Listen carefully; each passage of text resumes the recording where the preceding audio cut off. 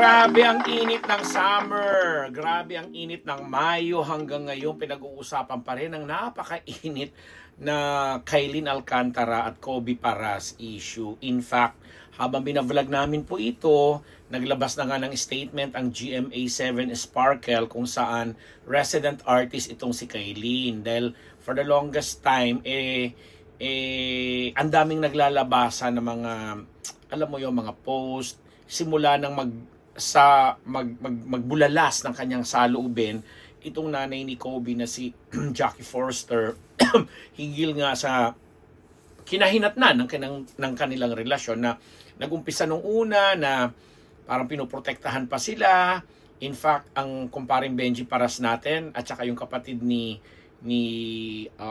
Kobe na si Andre ay nagsalita pa na medyo okay sila, na parang pinagtatakpan pa nila yung totoong pangyayari until nga naglabasan itong mga ebidensya, mga sighting na may bagong babae, di umano quote-unquote itong si Kobe, at nakita nga sila sa Bali, Indonesia, nakita sa airport, tapos yung issue ng pinagagamit yung sasakyan, para ganyan-ganyan, may cheating issue na ganito, blah blah, and so on and so forth, hanggang nagsalita na nga itong si Jackie Forster at ang dami niyang in-enumerate talaga ng mga bagay-bagay, tanong kung bakit ganito, ang ginawa ni ganito, ni ganyan. At nasentro lahat yon sa pagkatao ni Kailin. At talagang lumalabas doon kung pagbabasehan din yung mga previous na nangyari kay Kailin sa pakikipagrelasyon niya. Recent lang yung pinakahuli niya bago si Kobe ay si Mavi Legaspi. At kahit hindi naman pinapangalanan ni Carmina Villaruel, ang nanay naman ni Mavi, itong si Kailin tungkol sa naging breakup o nagkaroon siya ng mga post na ganun, talagang si Kailin yung tinuturo na eto nga, di umano'y ganito, bla bla, hanggang naging mas malinaw ngayon ang lahat ng si Jackie na ang nagsalita na merong physical assault, tapos meron pang lumabas na pinilit umanong makipag-live-in, na itong si Kobe ay meron, basta ganon. So lahat ng lumabas, syempre Kobe, kasi sila yung nagsasalita. And sa panig ni Kailin, although yung kanyang parents, lalong-lalo na yung kanyang kapatid na lalaki, na pinabulaanan lahat, plus pati yung girlfriend ng kapatid ng lalaki niya ay nagsalita na rin.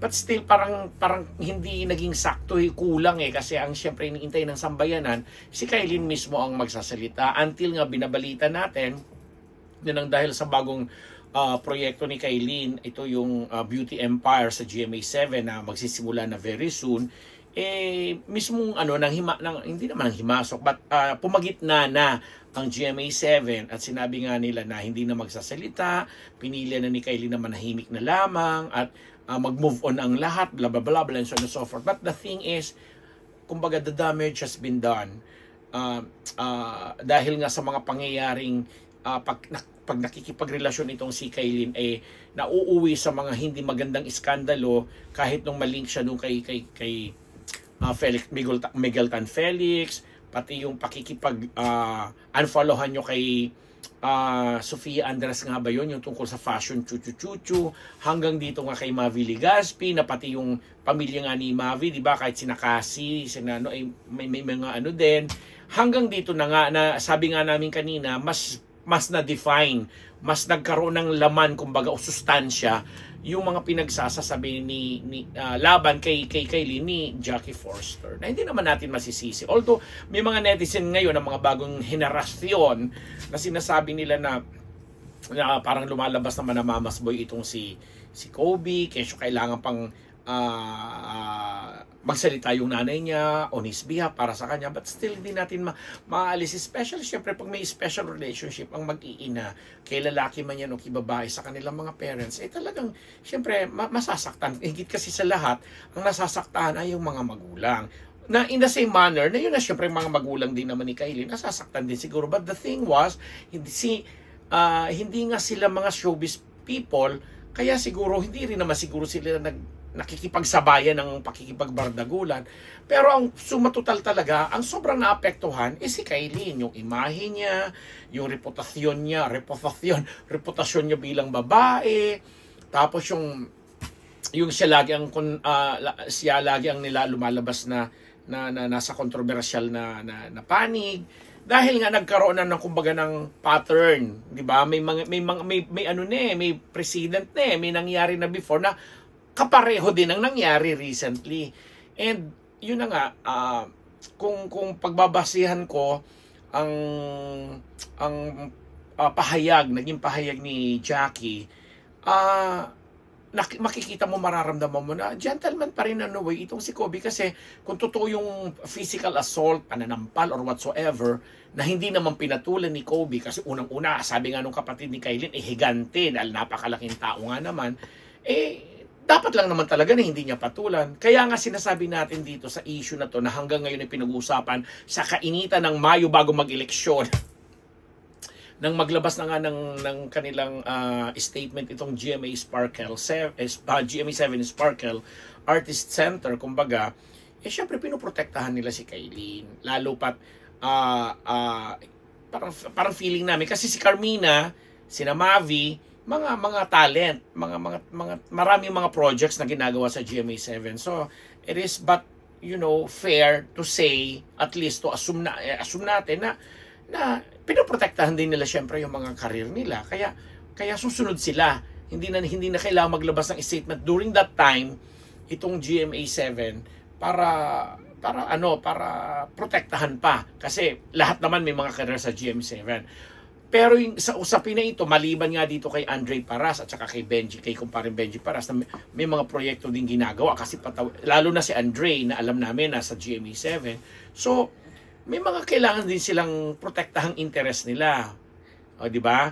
Samantalang si Jackie, kung magsalita man siya, paulit-ulit man niyang kastiguin ng ganyan-ganyan, hindi mapipigilan ng GMA7 yun, kasi hindi naman na-active sa pag-aartista si Jackie. At saka nakilala natin sa showbiz si Jackie na talagang palaban, mataray, matapang, na hindi nga lang nakakairita nga lang yung mga bashers at saka mga netizen ngayon, kasi pilit pa rin nilang binubuksan yung isang hindi magandang nakalipas o nakaraan ni Jackie nung time na artista siya at active siya at mag-asawa pa sila ni kumparing Benji. So may mga but the thing is, sabi nga natin, palaban itong si Jackie, inaharap niya lahat ng issue ako naman personally, sabi ko nga doon sa mga naging panulat ko po sa aking sa pahayagang bulgar, hataw at saka sa online, na sabi ko nga, since mga bata pa yan, sina Kobe, si Andre, at nakakasama ko yan simulang naging kaibigan ko, katrabaho, at naging very close sa akin si paring Benji, lalo na si paring Benji, para si Jackie naging close din sa akin. Nasaksihan ko kung paano nilang pinalaki yung mga bata, at saka yun na nga, lumaki yan kay paring Benji. Kaya alam ko na yung sinasabi ni Jackie na yun na nga, hindi pumatol sa pananakit ni Kailin, di umano, ganyan-ganyan. Pinaniniwalaan ko yun kasi alam kong ganun talaga silang pinalaki ni kumparing Benji. So, medyo yung bias ko sa usapin na yun, nandoon, lalo pa doon sa usaping dahil mas naging si Kailin ay nagkaroon ng milyong-milyong mga followers dahil sa pangyayari, naging social media sensation, at tapos sinasabi ng mga ibang nagtatanggol sa kanya na sumikat lang o nakilala lang si Kobe dahil kay Kailin, ay ako na may di sasang-ayon doon. Ako kukontrahin ko naman yun, kasi sabi nga ng mga nakakakilala dito sa pamilya Paras, lalo na kina paring Benji, na baby pa lang yan, yang si Kobe at saka yan si Andre, mga may pangalan na yan, kilala na yan. Kasi nga, kumbaga sa lahi, kumbaga pedigree, kumbaga na tinatawag natin, meron na minana sila, may na-acquire na silang ganung kasikatan. Kaya hindi parehas o hindi fair sabihin na nakilala lang o nagkapangalan lang si Kobe nang dahil kay Kailin. Hindi yon, mali yun. Doon naman ako kukontra. Pero sa nangyari kay Kailin, well, ako ang maipapayo ko na lang, personally, sabi ko nga, masyado siyang nagiging kontrobersyal, iskandalo, nakilala siya o nakikilala siya ng mga taga-showbiz, hindi na ako lalabas pa sa ibang field. Nakikilala siya sa showbiz sa pagkakaroon ng mga ganung pangyayari. At yun na nga, ako rin, sa mga team unbettable dyan, sa mga unbettable subscribers po natin, kahit noon pa kinikwento ko na po sa inyo ito ng paulit-ulit, na sabi ko nga, sana nagagwardyahan din ang emosyon ni Kailin at sana napagsasabihin din siya ng kanyang mga magulang, kasi nga babaeng tao yan, iba pa rin ang lipunan natin pag tinitingnan ang mga klase ng babae na nakagaya ni Kailin. Generally speaking kasi, nandoon pa rin tayo sa kultura na hindi pa rin talaga nagpapantay yung karapatan ng mga babae at mga lalaki pagdating sa usaping puso, pakikipagrelasyon. Kasi nga laging sinasabi, lugi talaga yung babae kasi si babae yung, alam mo na, nabubuntis, na disgrasya, na parang kung nagkakaroon ka ng maraming lalaki, iba ang tingin sa'yo ng lipunang Pilipino, di ba? Ng mga Pinoy, di ba? Well, sa panahon na ito, despite the fact na modernong-moderno na tayo, hindi pa rin talaga magandang tingnan, lalo pag ganyang naghiwalay. Tapos nakita mo si Kaylin before, may mga post sila na nung time na talagang in love pa sila sa isa. Makikita mo nakakandong. Alam mo yung mga ganong bagay na kung noong mga panahon ko na nagaganap siguro, ay lalaitin na siya at tatawagin na siyang, alam mo yon, babaeng whatsoever. Hindi maganda ang terminology yung gagamitin ko, pero yun po yung ibig kong, I'm sure naiintindihan nyo. Kaya sa lahat ng ito, lugi talaga si Kaylin. Kasi siya ang napulaan, siya ang napintasan, ang imahe niya yung kini-question. Tapos, biglang magkakaroon ka ng project, ganyan-ganyan, na parang sasabi, ginagamit lang na for publicity. Kaya might as well magamit. Pero, this time, Iha, ito again, payong kababayan bilang kapwa tayo, taga Bicol, taga Albay, sana nga mag-focus ka na lang sa karir mo. Patunayan mo na meron kang karapatan, napakalaking karapatan para tawagin ding isang mahusay na artista dito sa show business. Isang mahusay na artista, isang babaeng nagbibigay ng magandang ehemplo at halimbawa. Hindi yung napapag-usapan ka lang or nababalitaan ka lang namin kapag may mga ganitong iskandalo ka sa pakikipagrelasyon mo sa mga lalaki o mga nagiging jowa mo. Sana yun. At saka doon sa mga nagmamahal din kay Kaylin, kasi ang dami ko rin mga subscribers na nagmamahal kay Kaylin, nagbibigay din ng magagandang payo at salita.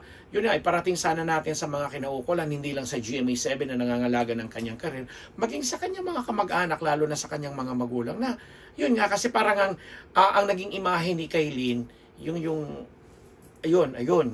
ganon.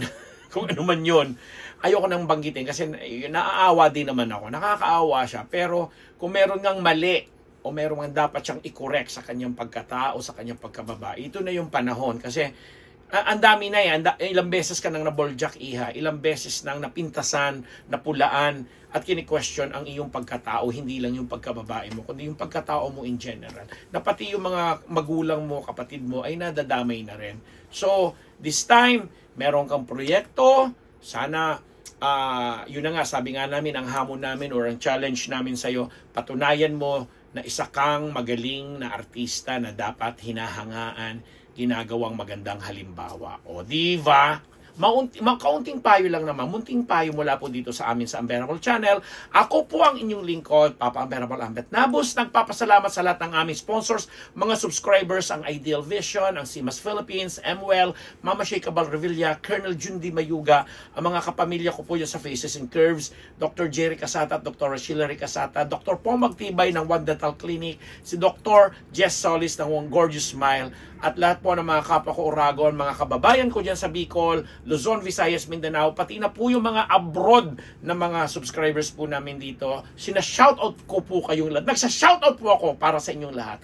Magandang araw, umaga, gabi ko, anuman kayong oras dadatnan. Ito po, si Ambet Nabus. Diba?